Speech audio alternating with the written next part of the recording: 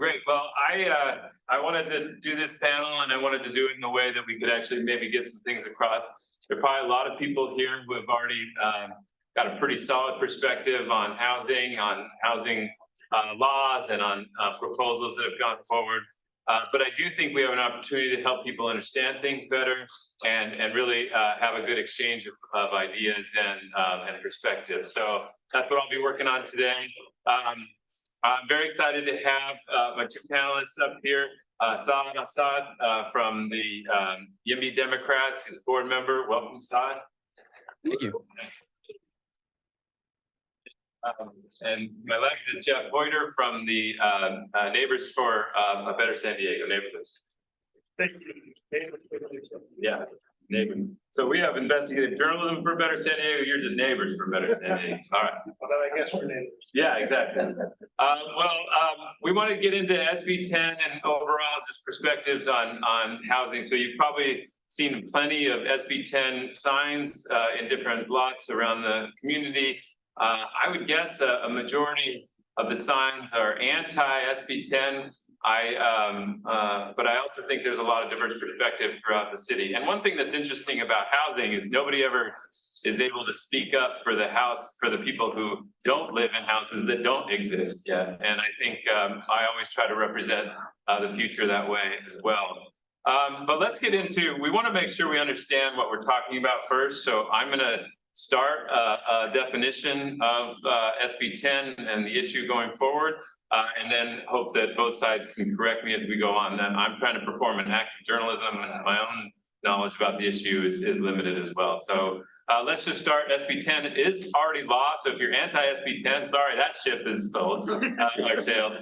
But its implementation is obviously not guaranteed in any city. It's an optional implementation for every city. And what it allows, I think very generally, is for any parcel of land can be turned into up to 10 units of housing without the same sort of level of environmental review that's often required to build that kind of housing. That's it, I think, in general. Now, obviously, if you turn a house into several units, that can have some impacts. Some discussion is warranted. Now, in the city of San Diego, they did staff started to pursue implementation of SB10. They wanted to be the first city to implement SB10 here to make it possible for landowners to access it and that sort of way of getting things done. But they limited it, and correct me if I'm wrong, to 1 unit per 1,000 square feet of the parks, correct? Correct. Okay, so that meant if you have a 5,000 square foot parcel, it would have allowed you to build 5 units on that parcel, regardless of where it is, without the kind of environmental impact review warranted sometimes for discretionary purposes. Fair? We good so far? Yeah, the bigger issue would have been the floor area ratio and some other. Yeah. But the 1 per 1,000 is correct. Right. Up to 10. Yeah, we can get into that nuance. I think it's important and interesting, but feel good about that sort of foundation? We're all good? Okay, let's get into this discussion. So it went to the Planning Commission.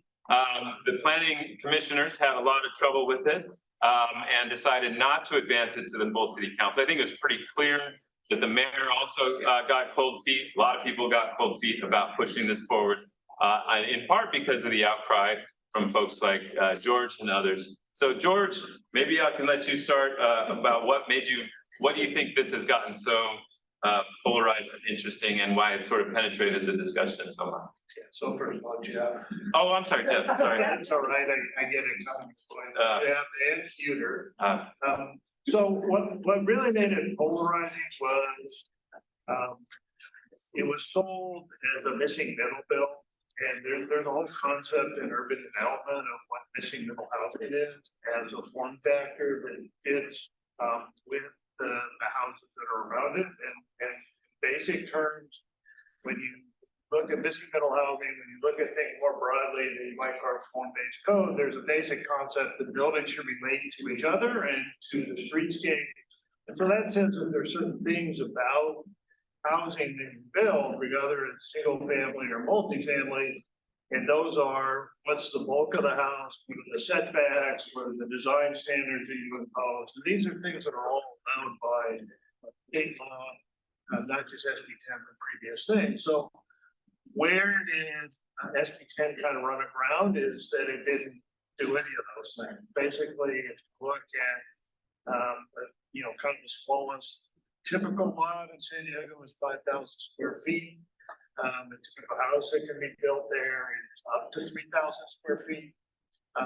Is the max. What you would normally see is maybe a 1,500 square foot house. And so under those conditions, building a quadplex or a duplex or even a bungalow core would be in scale with that less than 3,000 square foot envelope. But in San Diego did is they said, well, we want it to be a floor area ratio. Floor area ratio just means you take the lot size, multiply by the numbers, and that says how big a building you can build. And so what San Diego said is we're gonna make the floor area ratio 3.0. And 3.0 is like higher density than most of our arterial roads, like Elkhorn Boulevard and a lot of places in North Park and whatnot. So it's actually fairly really high density scale.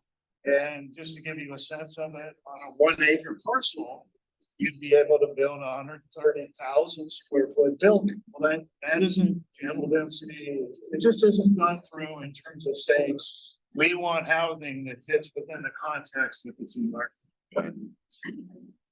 Todd, what do you think is misunderstood most about SB10 and its implementation and some of the things that Jeff said? I'm sorry about that. So I feel like what's most misunderstood about SB10 is really it's quite modest in what will actually happen. Realistically, if you're looking at some of these lots, they will remain single family homes. When you're looking at a developer, whether they should buy this land, the cost of land is expensive. The cost of construction is expensive. Am I getting feedback or okay? And then you have to pay back the investors. So you have to find the right piece of land that'll actually be worth developing. Realistically, that's not going to be happening. I mean, as much as I would probably on my side of just like, oh, I'd love to build more housing, SB10 is going to build some housing. It's just one tool in the larger toolbox. So it's not going to be as radical in changing the dramatic nature of neighborhoods. And when it comes to scale, at the end of the day, the max is 10 units, and that's on a 10,000 square foot lot. 10,000 is huge. So 10 units on a 10,000 square foot lot is not exactly going to be overwhelming the neighborhood. So I think that's the kind of the nature of the nitty gritty of it. But the core of it is San Diego is in a housing crisis. I just looked on Zillow today, $2,500 for a 1 bedroom, $3,200 for just the median rent of anything. The median home price is $950,000. Nothing is affordable, not even for moderate income folks. So that's the kind of scale or issue that we're dealing about when we're discussing it. So setback discussions can often be a luxury when the reality is people are paying significantly more of their paycheck to rent. Let's talk about that. So another foundational principle in this discussion is the concept of supply and demand. And there are a lot of people advocating, legitimately in San Diego, that if we are going to address the cost crisis, we need to respond with supply. Supply and demand will help at least keep things from going up so high, if not eventually reduce the cost of housing. Is that a premise that you accept, Jeff? So the supply and demand part of the equation is a lot more complicated than that. It was just a matter of fewer people wanting housing relative to supply than the fact that when people leave San Diego, prices should go down, and we haven't really seen that. So there's more effect than just supply and demand. And the part that usually gets underestimated is we're not talking about cars or TVs here. We're talking about housing supply, and there are two things that have taken place in San Diego that impact that equation that aren't typically talked about. And the first one is, and it's a good thing in a way. Well, it's a good thing for climate action reasons. We said we don't want to build out into the city anymore, which means that you can only now build on land that's already been built on. So we're taking not just the most expensive places to build, but we're also imposing a monopoly for the landowners of where you can build. What happens, not just in San Diego, but in other places in the United States and the world, is that monopoly pricing power means that when you say, oh, I'm going to put 4 houses on this 5,000 square foot lot, and I'll get the 1/4 of the price of that land. Well, that isn't what happens. What happens is the price of land rises to meet the land rents that can be extracted from that property. And so unfortunately, what we're finding is that most redeveloped housing doesn't end up being substantially less than the housing that replaced. And even more so, if you do want somebody to be able to buy a single family home, they now have to compete against the person and say, I can put 4 units on it, 10 units, and et cetera. And so in some ways, we're making housing less affordable. At the same time, we're trying to increase supply. And to us, unless you have some form of government intervention to change that economic model, you're going to have a hard time meeting your supply of affordable housing. I think it's certainly true that there's definitely a lot of people discouraging growth into the backcountry or outside the city limits, but I don't think there's as you think, an actual ban on it that you can cite. And there's a lot of limitations and a lot of things in the way, especially with the vehicle mile travel regulations and fees, but there's still a lot of building occurring. It's just, it is discouraged. Yeah, it's just, but discouraged is, it's a strong ban. Yeah. Not an absolute boundary, but this is the principle of urban containment, and we're definitely. Do you disagree with urban containment? I don't disagree with urban containment, but we need to recognize that it wasn't a free lunch when it came to land valuation prices. What do you think needs to be understood about supply? So I think Jeff is right that there's a lot of factors at play that supply will not immediately solve our homelessness situation, for example. That requires government intervention, that requires money spent on affordable housing, it requires money spent on shelters. The building of new housing won't immediately impact our existing homelessness crisis, but it would have an impact on some of the immediate, like moderate and lower income individuals who are just trying to find a place to rent that's under $2,000. So it's a larger issue, and you're going to have a long run kind of impact by building more of this housing. So I think that from a housing crisis perspective, supply does play a factor for sure, but that's not to say that it's the only solution. And that's why SB10 was part of the mayor's larger housing action package, which included tenant protections and allowing affordable housing to be built in more places. So it is about production, preservation, and protection. You can't have just one. You need to have all 3 of these in order to ensure that people who live here can stay here, and so that people can have affordable rents and mortgages. So production would mean the creation of new homes. Preservation, I think, is a word that has a lot of meaning in housing. But to you, you're talking about affordable units that remain affordable. Yep, deed restricted affordable units. We're not bulldozing affordable units in order to create, or at least if we are getting rid of them, they should be replaced. Just to continue with this sort of overall theme of housing, and then we'll get more into specifics with the SB10 and other rules.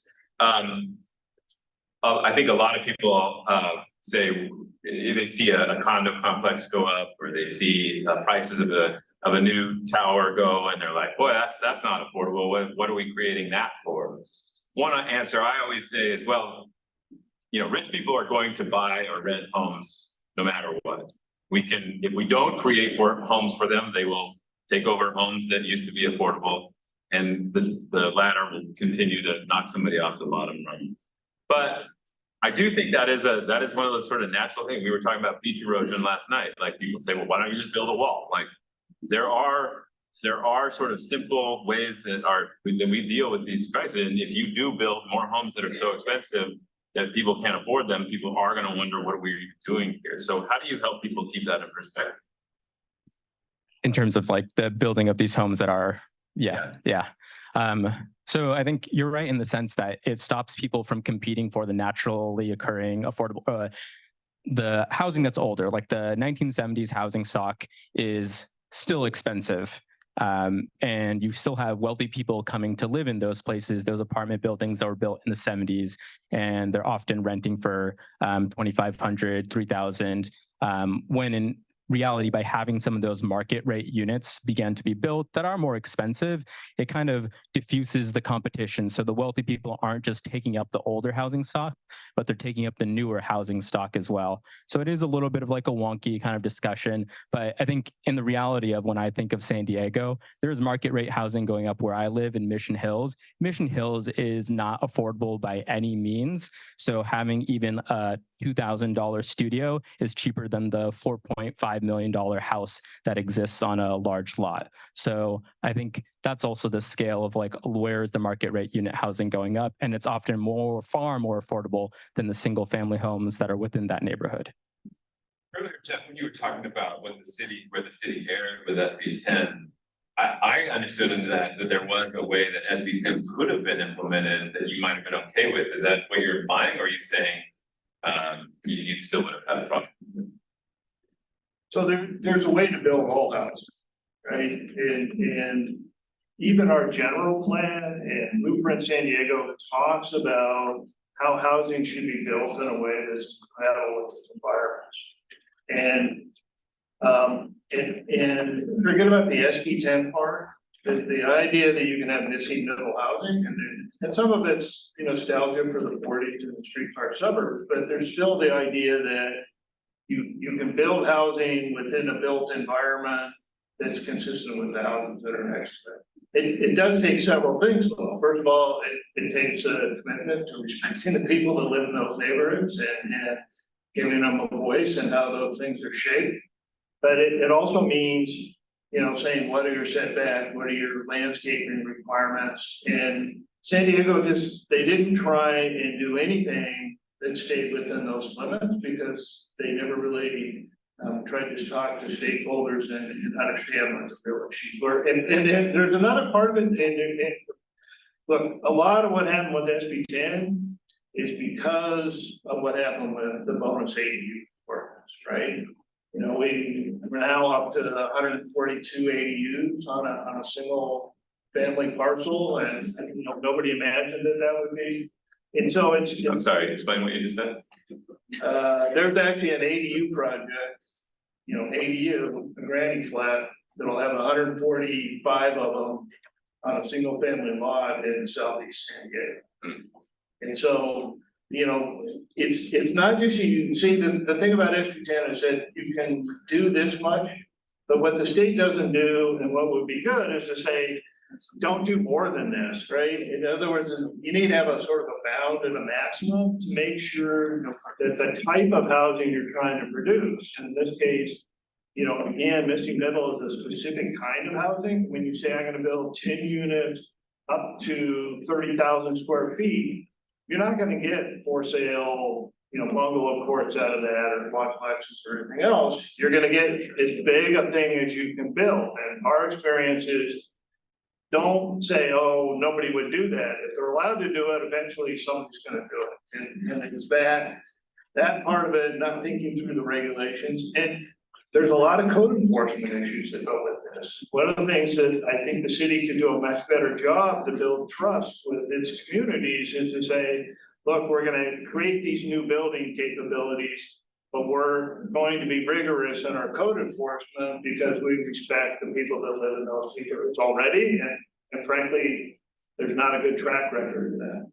I think coursing through a lot of discussion like what you just had is this concept that if you live in a neighborhood, you have a contract with its environs, that it's supposed to be the way it was when you moved in. I think a lot of people have an objection to that you own your part, but you don't get to control everything around you just because of the way it used to be when you moved in. How do you feel about that?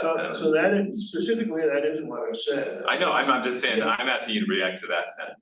Yeah, and I think that it's not just the principle that applies to infill housing and it applies to everyone. I mean, again, it's in our general plan is that even when we build mid-rise and high-rise housing, that there's concepts that should be applied in terms of how big things are relative to their zone and to the streetscape and so on. And so, again, I think it goes back to, if you think about the things that are in scale, then you have a sense of saying, you know, could we enable this and so on. And you know, I think a good example, again, you take SB10 out of it and say, is this a type of housing that we want to have in our city? Sacramento is going through a process now where they're trying to implement effectively missing middle housing through a general plan update. And you just see the whole sort of how they approach that, how they think about where different things should be built through that model. I think this is a common criticism, and I think it's actually valid in the sense that there's a lot of, look, a lot of us go to Europe, we love Europe, but there's a design conformity and appreciation there that makes neighborhoods feel whole, feel consistent, feel, even if they are densely packed, that they are consistent and walkable. And you can see here where there's neighborhoods where there's, you know, an apartment, my neighborhood has a, you know, there's an apartment building across the street, and then there's a, you know, a different style duplex type thing here, and then it's just a mishmash of different uses and designs to the point where it does feel like the sense of community is lost. And I think a lot of people, you know, do react to that and wish there were more consistent standards or form-based design standards or something like that. Do you think the city whiffed on that, or is that a principle that the you know, the pro-housing crowd could incorporate? So I think a lot of the issues when it comes to like setbacks and design standards, at the core of it, neighborhood aesthetics is a privilege to like have a discussion over. I'm not saying that we shouldn't, like, it would be great if, you know, parts of our neighborhoods look like some European thing, but it is a privileged discussion to think that we should all have these it should look like a craftsman house from the 1940s. We need more housing first, and we can think about design standards and aspects like that, but that's the penultimate kind of goal.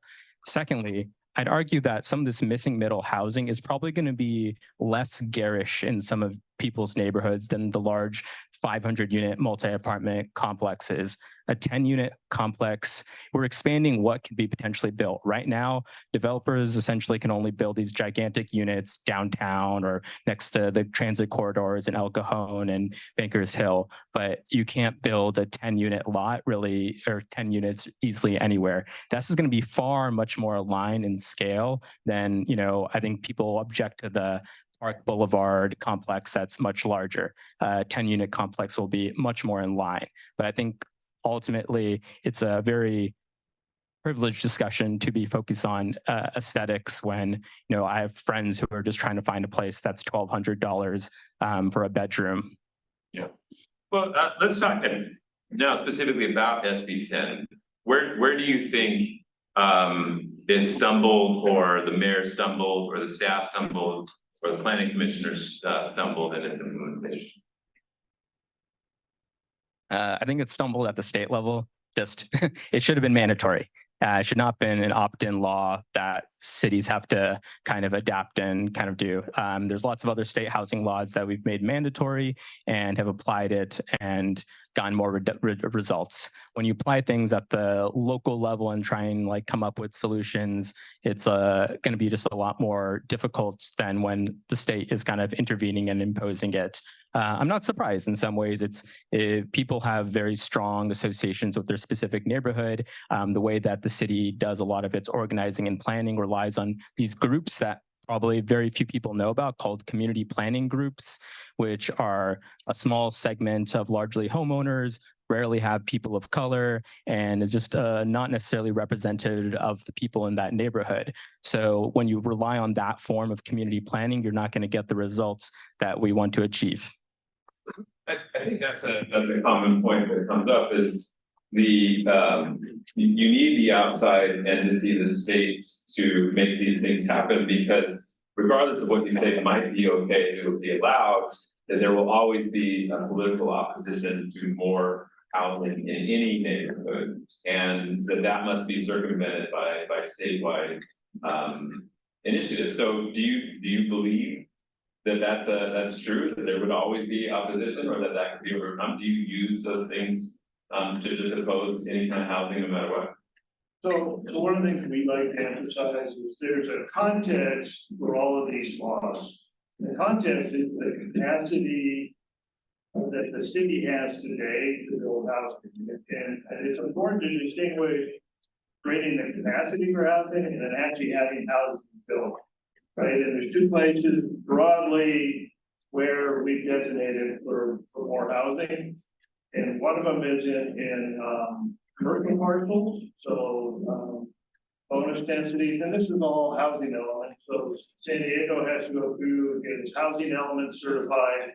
That's the process where they say we need to build. The state determines through SANDAG that we need 108,000 new homes in San Diego between now and 2029.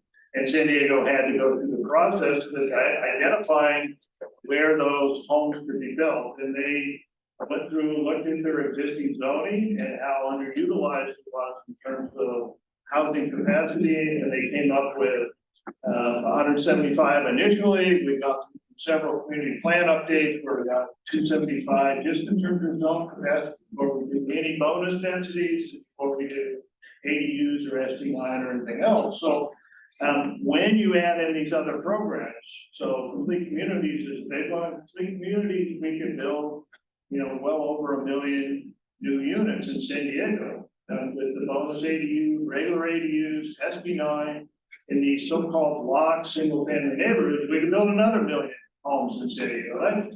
And we're at 2 million capacity, and we're only building 5,000 a year. At some point, we need to start asking the question: is this a zone capacity problem, and we need to throw more capacity at it, or is it an actual regulatory burden that we put on this, and we can't get enough projects through the permitting pipeline, or at some level, is this all developers want to develop because they have their own economic models that don't have anything to do with state analysis? And that's why one of the points we make is, if we've got this much capacity, we have the ability to try and shape where it goes. We have the ability to shape where it goes in order to further transit adoption, reduce greenhouse gas emissions, and a lot of this has to do with, and we talk about the places that we think are transit-friendly cities. They're all population densities well above San Diego. We're not like San Francisco or Paris or Vienna. We're like Phoenix and Dallas and Houston. And so if you want to create a transit-friendly city, you need to start pushing people together, not spreading them all around in suburban neighborhoods. So there's a lot there. Do you want to? Yeah. I think one of the items I want to comment on is that kind of always comes up is just the idea of like, what can San Diego be compared to in terms of what its future? I think 100% San Diego is not going to become San Francisco. People are still going to rely on cars. It's still going to be somewhat suburban, but that's not to say that things can't change. I think the better examples are Seattle and Denver, Western cities built largely in the late 1800s, 1900s. They both have increasingly built more housing and or increased their transit mode share. Or mode share is just a word for saying people are using public transit more often. The other part I want to comment on is the zoned capacity. What SB10 and some of these laws do by allowing housing to be built in more areas is, I think it kind of breaks what is the exclusionary nature of a lot of single-family neighborhoods.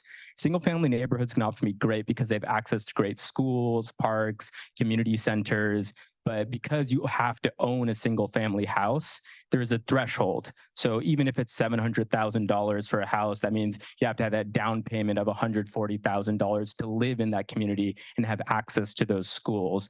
So maybe our zone capacity probably allows us to build more in like downtown and those areas. But downtown isn't known for having the best schools. What area does have really good schools? Perhaps like Mission Hills. We should be allowing people to have access to those resources resources and communities and not excluding them from people just because they don't have the down payment to live in those neighborhoods. So I am reading your questions and comments. There's one that came in making the distinction that while the ADU laws had some impacts, they didn't allow for sale units to be built, but SB10 does. Why don't you maybe you could put some perspective on this? Why weren't the advocates better at making that clear in their message? Try to repeat the question. Well, he said, why weren't advocates better at sending this message about the difference between ADU being allowed to be, they're only allowed to be rented versus sold? Try my best to answer that. I'm not sure I fully capture it. So from my understanding of SB10, it allows for parcels, which is just a lot of land, to be subdivided, which means it can be subdivided and to be sold into a lot that someone can then turn into a home. So instead of having to buy a 5,000 square foot lot, which you might not be able to afford, but you could buy a 2,000 square foot lot, which will be, a small sub portion of that. That would be much more affordable. I'm not sure if I'm answering that question. Yeah, I'm looking now. I really don't quite understand. Yeah, go ahead.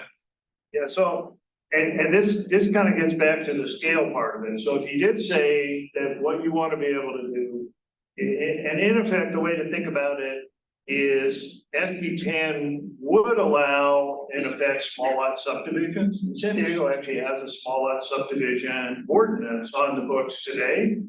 It's not permitted, the small lot subdivision isn't permitted in single family zones, but it's allowed in multifamily zones. And what happened with that is we don't see a lot of those built. The ordinance has been around for a few years now. We have seen some bungalow courts subdivided and turned into for sale houses. And the challenging news there is bungalow court, single 600 square foot unit is still $700,000-800,000. So again, the land rising to meet demand. Part of that happens, but the real reason the small lot subdivision, I think, is failing is because it's allowed in areas with much higher allowed densities. And so what somebody does is go, well, I can build a bungalow court there, or I can build a 3 or 4 or 5 story apartment building. Which one do I make more money on? I make more money on the 5-story apartment building. And that gets back to San Diego didn't examine the floor area ratio component, the total built scale of the buildings when it thought of this. We want to encourage for sale housing. You need to make sure that the building capacity to encourage that type of housing as well. You want to respond? So this is sort of veering off of SB10, but I think there's like a separate aspect of what you said, like a different ordinance that applies. But I do want to at least break out what SB10 does in terms of like the scale, so it's not misconstrued as to what it can actually do. With SB10, the largest height limit is 35 feet. So it's not going to be 5 stories. So there is some limit to the potential scale of SB10, and 35 feet is largely to accommodate townhomes. So you can have a lot and then turn it into like 3 townhomes, which naturally are going to be 3 stories tall. A couple of questions along the same idea, but obviously one of the big hangups for people when the increase in density is discussed in their neighborhoods is that traffic and parking would be adversely affected. And I have a related question about concerns about whether infrastructure is accounted for and how that would be paid for, the sewer lines, the other things that more people in neighborhoods would require. Do you want to address the parking and other impacts and why those are things that you think the city could handle if these kinds of laws were implemented? Yeah, I always love to like break apart the two. I think we often think about housing and parking the same. There's ways to manage parking. There's parking management strategies. In Barrio Logan, for example, there's parking permits so residents have access to their places and they can much more easily park. So it shouldn't have to be just constantly put 2 and 2 together that housing and parking have to go 1 and 1. You can come up with parking strategies and parking policies that allow residents to have advantage and easily be much more easily be able to park rather than prioritizing visitors who should be perhaps, paying at the fees or meters and things like that. And then with that said, the goal of any climate action plan is ultimately to reduce the amount of car trips that we make. Again, I think San Diego will still be driving more than San Francisco, but it has to come down somewhat. It's part of the climate action plan goals. The cars spew pollution into the air. Everyone's aware of that. So we need to reduce those trips. And part of that is by building in areas near major transit stops. Again, no, not everyone's going to be taking the bus, but if 10% more people in your neighborhood are taking the bus, that's going to mean less traffic, less congestion. So it's far better to build there in San Diego. Then I think I just saw a news report that they're building 160 homes out in Fallbrook and Bonsall. Those people are going to be taking up the freeways to get anywhere. They're not going to be taking the bus to get to their job in UTC or Carlsbad or downtown. So it's, all things considered, better to build housing near those transit stops. And lastly, when it comes to infrastructure, whenever you're building a new development, you have to pay these impact fees to the city, developer impact fees, neighborhood enhancement fees. If you're just, exchanging one house for another, you're buying someone's house, there isn't any neighborhood impact fees that are assessed. But if you're buying that lot and turning it into a sixplex, you do have to pay the city money. And that money is turned into stuff that can enhance the infrastructure. We see this in Bankers Hill, where there's now much better pedestrian infrastructure on 4th and 5th Avenue. And there's bike lanes, and it's just much more friendly to walk around because of that development that goes to those areas. Parking? I think if you just said, look, what we're gonna do is impose, say, a 2-car limit on every parcel that's being redeveloped, suddenly not seeing redeveloped. In other words, there's an assumption that because we can apply parking on the street, that we've avoided that problem. And for a while, you do avoid it, but eventually, you say we want to scale this up. Eventually, you're going to run out of parking even on the city streets. But I think a more important part of the car discussion, it gets back to, let's say you really want people to take transit. And the most important factor in people taking transit is what's called the density uses, which is where I get on the bus or trolley, but when I get off the bus or trolley, what is it that I'm going to do there? And if there's only one thing I'm going to do there, I'm going to take my car. What you have to do is actually create enough density in specific places rather than trying to densify everywhere in order to create the sort of the critical mass you need to get transit adoption. The way to think about it is, and the estimates keep coming down, but let's say you were going to add 200,000 people to the city of San Diego and overlay that. You say, okay, if I was going to forget everybody else, if I was going to make a city of 250,000 people, would I uniformly spread it over the landmass of San Diego, or would I concentrate it? And here's a perfect example. The Housing Action Package has an allowance for building student housing. And we have big universities, they're growing, they're becoming more residential, we need student housing. And they did the usual sort of mile around the campus thing. Well, this campus, SDSU and UCSD all sit on transit lines. The best transit we have in San Diego is where these universities sit. And a better way to do it would have been to say, let us craft a student village concept or a housing concept that centers around the highest quality transit we have in San Diego, rather than trying to smear it all over the city. I think a common criticism is similar, where it's like, obviously part of the implementation of SB10 factored into the idea that it had to be near transit. And I think a lot of people said, well, some of these areas that are supposedly near transit aren't really near actual useful transit. Do you have a response? Yeah, so I somewhat agree with Jeff and the concept of how it's not just what's in the 1 mile border of San Diego State. If people are taking the trolley, that means we should be allowing more housing near all those trolley and other major transit stops if they're coming to the university like that. So specifically on the concept of how close it needs to be to transit, trying to make sure I'm hitting all the right points. So within, let me just start with like what's in the bill or what's in the package. So within SB10, if it's built,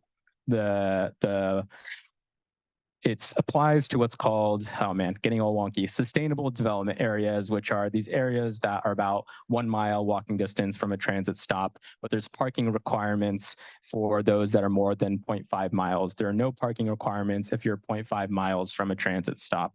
The goal there is to reduce the total amount of cars that are used and reduce how many people are using it. And especially when it comes to student housing, we're ideally making it so that they don't have to rely on a car to get to their university. With this concept of smearing of just, I don't think it's smearing because we are applying it into areas where people can access transit, jobs, and amenities. So it is not, I think it would be actually bad if we were putting all the housing in an area that's far off from all those things, like a corner of Ranchos Penasquitos. We're actually applying it so that people in all of these areas can closer to the major transit and trolley lines, for example, can access their jobs, their schools, et cetera. Yeah, so I think a different way to look at it. So a 1 mile walking distance from transit today or the transit in the future, because we allow up to 2035 is when these will get built. So a lot of times it's non-existent transit, but in any case, you can't get a grant from the federal government to build housing a mile away from transit. All these grant facilities, are based on a standard distance from transit of a quarter mile or a half a mile, recognizing that the further you get away from transit, the less likely you are to get on in the first place. And the other effect, though, still remains, the more you spread development away from that, the less likely you've created a sufficient density anywhere to get somebody interested in doing that as well. So it's really not what's possible, it's making things more likely. And Sandag did its own transit study, and when you get beyond a half mile, you're at 10% propensity to use transit as somebody who's a quarter mile or half a mile. Okay? So, and it's really about maximizing outcomes. And again, because we created so much capacity, yes, there's a lot of single family land, but that says we don't need to use all of it. We should be using it where it really provides the highest outcome. And I think another question in this is, we want single family zoning, and really think of single family zoning as a type of multifamily zoning these days. There's no place in San Diego where you're only allowed to build one house. At a minimum, you can build 3 homes, and under SB9 you can build 4, and under the ADU bonus program, it's not always 145, but 4, 5, 6 is pretty easy to do. Well, and one of the things we emphasized is we can think differently about what we want the function of single family infill housing to be. One of the things we propose to the city is, rather than just trying to put as many 450 square foot units as you can fit on a lot, why not provide the incentive to build larger units so that we would have something that single family neighbors could feel quite well, which is providing family size housing of 2 or 3 bedrooms, and it would provide the true general density that often gets promoted, but it would also serve a family amenity in these family neighborhoods. Economics. Economics, that's why. Sorry, I had to say that. But you can subsidize that. With what money? Exactly. Now we need to talk about where you really get money to build affordable housing, because as you see, none of these projects are penciling out to fill the giant void that we have. But over 40% of all the homes that we build should be in low, very low, and extremely low income. And we're lucky on a project to get 8% and 10%. You want to respond? I think one part, there's a few different areas there. So how do we build affordable housing? And that's going to be through government intervention. That's subsidies, housing vouchers. There's not going to be a market rate apartment that's $600 in San Diego. So 100% agree that we need to have sustainable ways to have housing that's affordable, and that's going to happen through those means. I think often people try and weaponize that against new housing by saying, why isn't it 100% affordable? 100% affordable is not going to be built without government intervention. With that said, nonprofit developers do want more opportunities and more places to build. It would be a great place to build is, these missing middle types of housing. These for-profit developers might prefer to build these large multifamily units because they can get a much larger rate of return. Something like 8 units, they don't have to worry about getting shareholders happy as much. That's great for nonprofit developers who want to build affordable housing. So by expanding where and the size, I think we're actually improving the ability to build some of this affordable housing. Commenting on the concept of the family bedrooms, I think, there's lots that goes into it. You have to pencil out. Developers are not charities, but if we make it easier and we create incentives and we make it so that happens, we can create some of those. Within the larger San Diego Housing Action Package, there are incentives for developers to create those 2 and 3 family bedrooms. Whether developers will take advantage of that is another item. Again, we need to, if we want public goods, then we need to put public investment behind them. Strong proponent of that. I'm not a market believer or someone who believes the market will solve for everything. We need to have a strong government that supports and protects and invests. Let's talk about, there's 2 questions kind of related about the status of SB10 actually and its implementation here. One was a little bit more cynical, saying like the mayor and the staff had said that they would pass it, they think to have a majority on the council and the commission, and that they didn't have a political will. And then another one was just asking where we're actually at with implementation. Saad, do you want to start about why he seemed to come up short? Why the mayor comes? Yeah. To Jeff's credit, they mobilized a lot of people to activate against SB10. You all saw the signs. Whether it was clear what exactly SB10 did, there was clearly a public outpouring and concern about how it's going to affect single-family neighborhoods. So that's likely what swayed some of the things coming up in an election year. And then the current status of it, it's not completely off the table. It's supposed to be going into workshopping to kind of find a way. As Jeff said, he believes in the concept of missing middle housing, just didn't think SB10 was the right way to do it. So perhaps there is a way to do it. We'll see. That's the current status of it.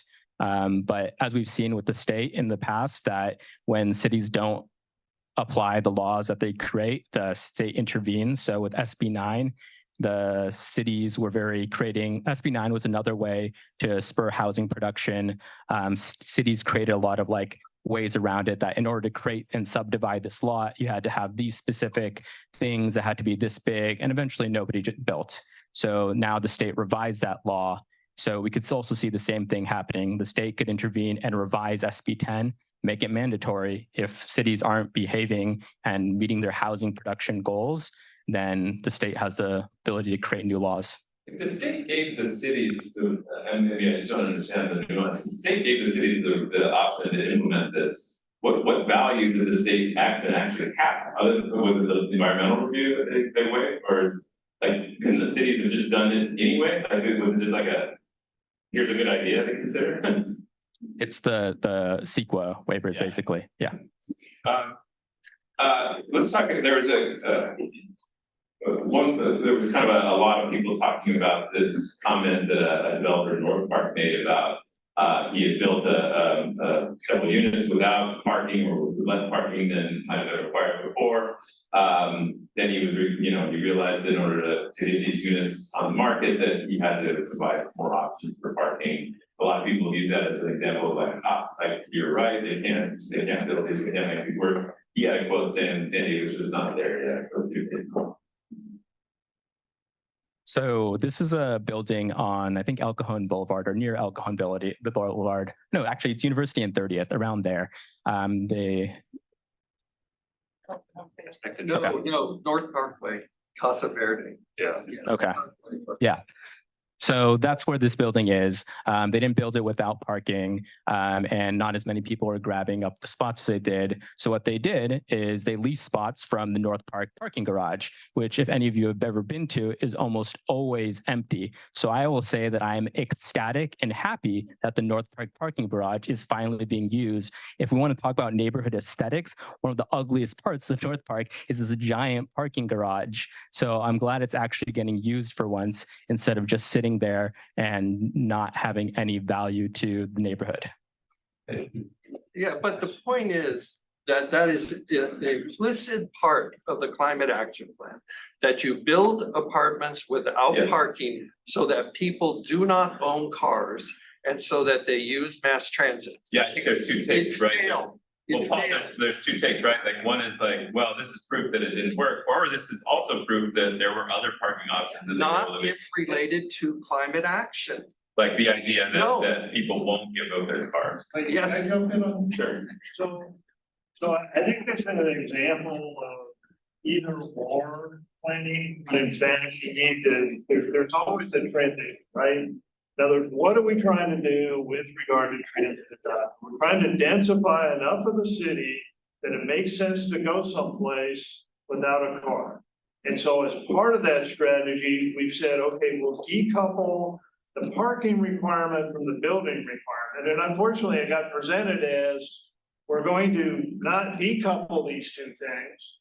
We're gonna get rid of the parking part of it altogether because people aren't gonna take cars. And what this example proves is that's just not realistic. And instead, what we need to think about is what is the transition process over the next 20, 30 years, where we start out everybody needing a car, and over time, if we do it well, the city evolves to where we need fewer cars, and therefore we need less parking. And so when you get there You actually and nobody disagree with needs parking, then you can tear down the North Park parking structure and put housing there. But I don't think you'd actually disagree with that, right?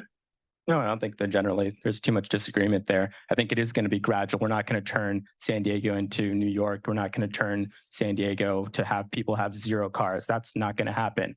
But again, I always think about examples that are more realistic, Seattle and Denver. The current San Diego number of household or cars per household is like 1.8, which is, it's a made up number. Nobody has an eighth of a car, but you do averages.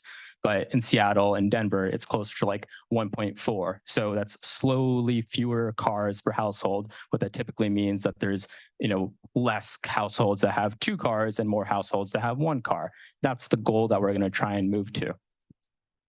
Okay, we have time for a couple others. I think this issue came up as an example of historical preservation sort of being exploited or wrongly applied in the case of the Little Red House in Mission Hills. That if you folks had your way, that we wouldn't have a chance to build 62 new homes there. Do you want to put in perspective what you might be thinking about that lot? So that's obviously a complicated case. I think to put it in a bigger perspective,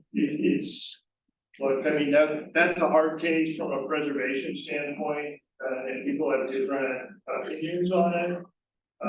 Whether you should be preserving examples of individual buildings or preserving more district-oriented things so you can actually get a full context. This is my personal opinion, Victorian house between two skyscrapers doesn't tell me about the Victorian era. So I personally tend to lean against it, but neighboring that property, I thought it was a good decision to preserve the library, because it's a very unique example of a period of architecture in San Diego City, where I think we're again sort of stepping back from all this. Other cities have figured out how to implement adaptive reuse policies, so that rather than having a battle over an individual property, and the bulldozer poised above it, they figured out ahead of time how you're able to reuse a building to provide housing, so you don't get into these 3-year, 4-year battles over a property, you set the expectation that the time requires building.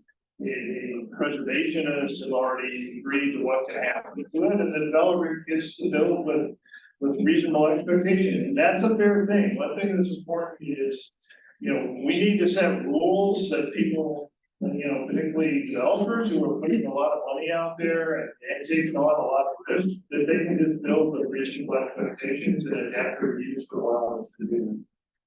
Do you have any points about that or historical preservation? You don't have to.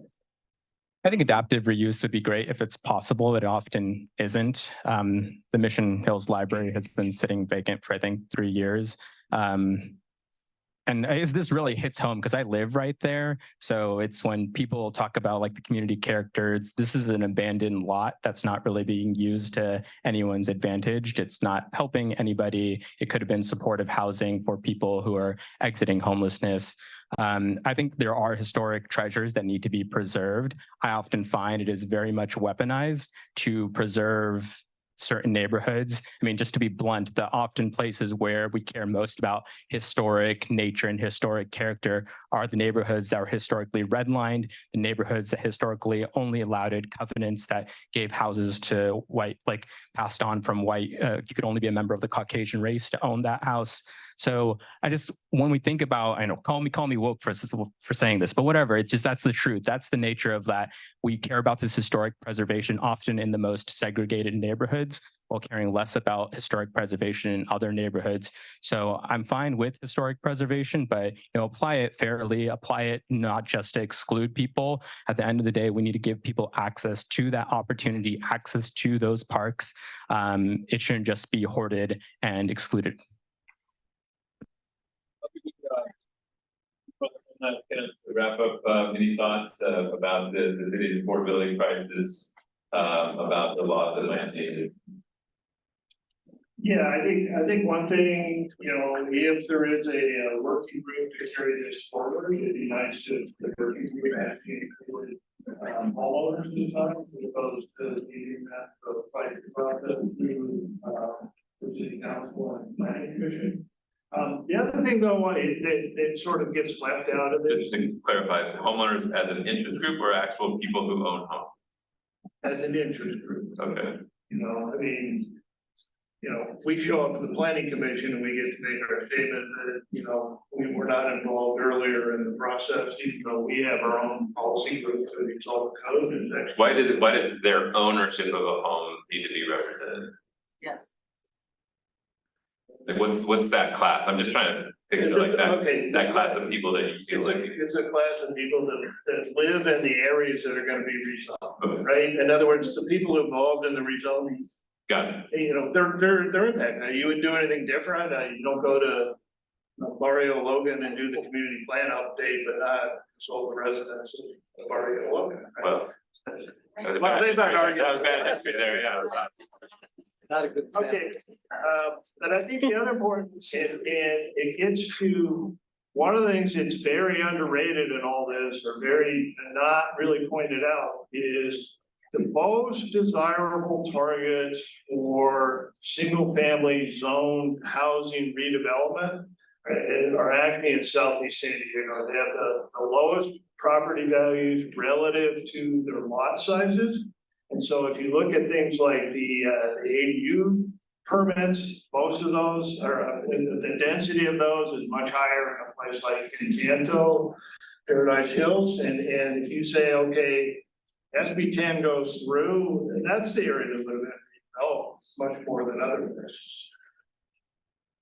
Do you want to? And the other thing is that, I'll say it here because it matters as well, is one of the tells and the slip ups, and I don't know if the planning department's meant to expose it, and it gets back to equity and transit and everything else, is they showed this analysis of the overlay between the sustainable development area and areas of opportunity in San Diego. We keep talking about how transit is going to bring opportunity, and the highest propensity of transit, our supposed most transit-rich areas in the city are actually in areas of lowest opportunity. And it's not that the transit has caused that low opportunity, that there's an historic structure to when people work downtown, when those neighborhoods were built, and we've never rethought that to say, are we really incentivizing opportunity, or are we just reinforcing,